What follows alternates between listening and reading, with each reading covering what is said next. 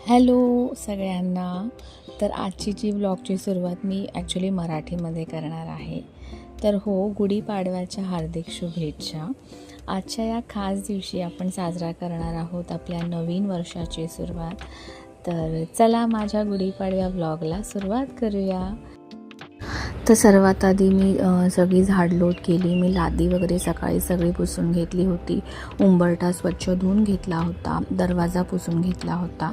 तर ही आदल्या दिवशी थोडीफार मी सुरुवात केली होती, म्हणजे ह्या दिवसाला जास्त ताण पडत नाही. तर आता मी सर्वात आंघोळ वगैरे करून मी स्वच्छ देवघर साफ करायला घेतलं. कारण काय म्हणतात त्याला, हे तर नेहमीच करतो आपण, पण ह्या दिवशी अगदी मन पण असं प्रसन्न फील होतं, एक छान वाटतं. तर मी सगळी तयारी जेवणाची पण करून घेतली होती थोडी. तर मी आधी ते देवघर स्वच्छ धुवून मी इथे त्याचे वस्त्र वगैरे सगळे लावत आहे.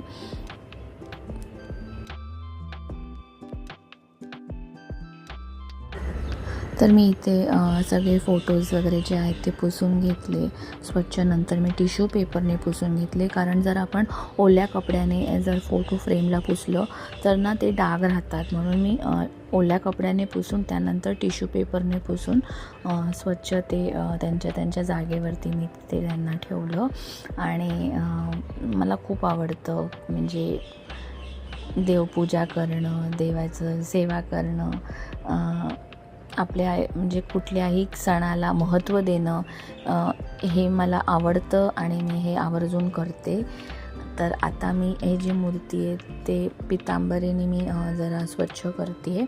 आणि नंतर मग त्यांना स्वच्छ मी धुवून त्यांनाही पुसून वगैरे त्यांना मी आपापल्या जागेवर विराजमान करणार आहे. तर इथे अन्नपूर्णा माता, श्रीकृष्ण भगवान आणि विठू माऊलीची मूर्ती आहे, स्वामींची मूर्ती आहे. तर हे थोडंसं फास्ट फॉरवर्ड आहे. तुम्हाला असं वाटत असेल की मी पटापट करत आहे, तर नाही. तर मी त्यांना स्वच्छ धुवून घेतलं. त्यानंतर त्यांना मी तिथे आपापल्या जागेवरती चांगलं प्लेस केलं. नंतर मग त्यांना अष्टगंध लावलं आणि देवीला हळद कुंकू लावला, फुलं लावली आणि अशी मी माझी छोटीशी पूजा मी केली. आणि त्यानंतर मी वाचायला पण घेतलं, पण ते मी शूट नाही केलं. माझी ॲक्च्युली फोनची मेमरी सगळी फुल झालेली, तर काही गोष्टी शूट नाही झाल्या. तर माझी मदर इन लॉ म्हणते की गुढीपाडव्याला आपण नारळ हा नेहमी चेंज केला पाहिजे. आपला जो कुलदेवीचा नारळ जो आपण लावतो तो मी इथे चेंज केला, नवीन घेतला, कालच आणला होता. आणि त्या नारळाची पण मी इथे पूजा केली आणि हळद कुंकू लावून ते काही शृंगार वगैरे जो काही करायचा आहे तो मी केला आणि ठेवलं, मंदिरामध्ये स्थापित केलं मी. आणि नंतर मग त्यांना तुम्ही बघू शकता मी इथे चंदन अष्टगंध असं लावते आहे. गणपती बाप्पाला, श्रीकृष्णाला, स्वामींना आणि नंतर देवीला मी हळद कुंकू लावलं. मला स्वतःलाही मी लावून घेतलं आणि माझी अशी मी पूजा केली. तर सकाळी ना साडी वगैरे घालायला ॲक्च्युली वेळ नाही मिळाला, म्हणून जेवढं फटाफट मला करता आलं तेवढं मी केलं. कारण त्यानंतर मला स्वयंपाक आणि नैवेद्य पण करायचा होता. तर त्याचं पण मी त्याला मदतीला मम्मी होत्या, तर मम्मीनी पण मला खूप मदत केली. तर माझी देवपूजा वगैरे इथे झाली. त्यामध्ये अव्यांशला खूप लुडबुड करायला आवडतं, तोही बघत असतो मम्मी काय करते ते. त्यानंतर मी उंबरट्याला इथे लेपन लावून घेतलं. लेपन लावताना मी ह्याच्यामध्ये हळद, अष्टगंध आणि गोमूत्र असं आणि खडा मीठ हे असं टाकून मी हे लेपन लावते. ॲक्च्युली सणावाराला तर हे लावलंच पाहिजे. एक पॉझिटिव्हिटी, एक चांगली ऊर्जा येते घरामध्ये. तर मी इथे छोटीशी रांगोळी पण नंतर काढून घेतली. मोठी रांगोळी काढायला मला वेळ नाही मिळाला.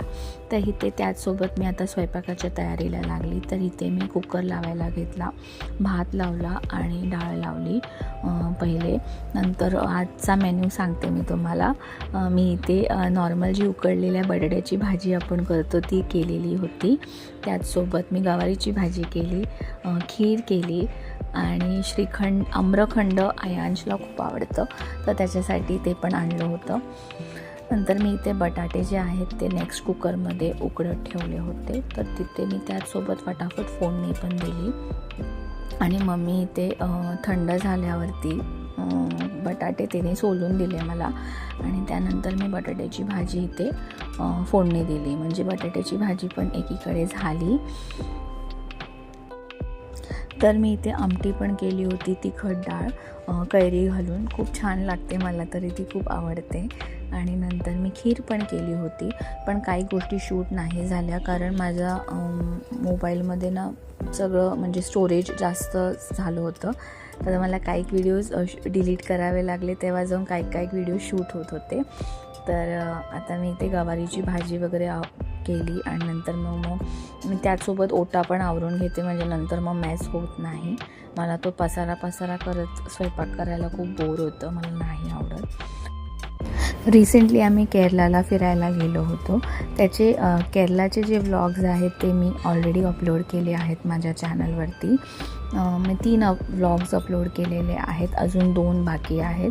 ते मी एडिटिंगमध्येच त्याच्याच प्रोसेसमध्ये आहे. तेही लवकरात लवकर माझ्या चॅनलवर येतील. ते 3 व्लॉग्स जर तुम्ही अजून बघितले नसाल तर प्लीज जाऊन बघा. मी इथे वरती लिंक पण देईल आणि एंड स्क्रीनला पण टाकेन. तर इथे माझी खीर आणि आमटी रेडी झाली होती. खीरचं शूट करताना ती उतूही गेली आणि मी ही चांगली साईन मानते. दूध उतू जाणं वगैरे हे चांगलंच असतं. तर हे नेमकं हे पण शूट झालं. त्यानंतर मी ते जो माझा नैवेद्य मला दाखवायचा होता तो मी दाखवला. माझं जेवण सगळं झालं. आम्ही सगळ्यांनी देवबाप्पाचे पाया पडलो. जे कोण आहे माझे व्ह्युअर्स हा व्लॉग बघत आहेत, हा नवीन वर्ष तुम्हाला खूप सुखाचा आनंदाचा जाओ. या नवीन वर्षात तुमच्या जे काही इच्छा आहेत त्या सगळ्या पूर्ण होत. परमेश्वर तुमची इच्छा पूर्ण नक्कीच करेल. तर असं आम्ही हा साजरा केला आणि नंतर मग आम्ही जेवून घेतलं. नैवेद्य दाखवल्यावरती जेवून घेतलं. त्यानंतर मूवीची तिकीट काढली होती धुरंधर 2ची. तो आजच रिलीज झाला होता. खरं तर मला आज सगळे देवदर्शन करायचे होते, पण 4-5 दिवसा अगोदरच तिकीट काढली होती ह्यांनी बहुतेक. आणि नंतर मग आम्ही गेलो मूवीला. तर मी क्विक रेडी झाली. मला पिंपल खूप घाणेरडा आला तर मी इथे रेडी होत आहे. इथे मी नॉर्मल सिम्पलसा असा कुर्ती घातलेला आहे आणि मी इथे रेडी होत आहे. संध्याकाळी 5:30चा शो होता तो. तर मी आणि हेच जात होते. तर धुरंधर मूवी खूप बघण्यासारखा आहे. ज्यांनी कोणी नाही बघितलेला आहे तर त्यांनी नक्की बघावा. खूप मस्त आहे. पहिला पार्ट तर आम्ही बघितलाच होता आणि सेकंड पार्टची उत्सुकता होती आणि तोही मी आज बघायला गेली. मी आणि हेच गेले होते. तर इथे मी फटाफट रेडी होऊन आम्ही नंतर निघालो.